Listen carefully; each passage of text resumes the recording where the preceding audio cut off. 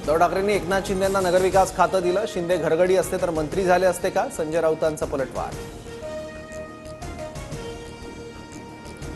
शहांनी पवारांचा अपमान केला तेव्हा तोंड का बंद होतं? संजय राऊतांचा शिंदेंना प्रतिसवाल. सत्कार सोहळ्यावरून राऊतांनी पवारांचा अपमान केल्याचा शिंदेंचा आरोप.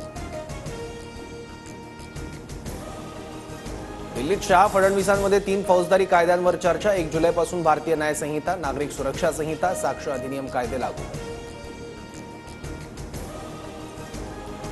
पीक विमा योजना 1 रुपयाऐवजी 100 रुपयात देण्याचा निर्णय होण्याची शक्यता. योजनेत बदलासाठी कृषी आयुक्तालयाचा अहवाल सरकारला सादर. बदल न केल्यास विमा कंपन्यांना 400 कोटी द्यावे लागणार. हल्ली भिकारी सुद्धा 1 रुपया घेत नाहीत, पण आम्ही शेतकऱ्यांना 1 रुपयात पीक विमा दिला. काही लोकांनी त्याचाही गैरफायदा घेतला. कृषी मंत्री माणिकराव कोकाटेंचं विधान. अजित पवारांकडून पुन्हा धनंजय मुंडेंची पाठराखण. मुंडे दोषी ठरत नाही तोवर कारवाई नाही. देवगिरीवरील बैठकीत दादांची ठाम भूमिका. सूत्रांची माहिती. पुरावे असूनही सिंचन घोटाळा सिद्ध झाला नाही. भाजपसोबत आहोत तोवर यंत्रणा आपल्यासोबत असल्याचं त्यांना वाटतंय, पण अजितदारांना कोर्टाकडून तडाखा मिळायला हवा. अंजली दमानी यांचं वक्तव्य.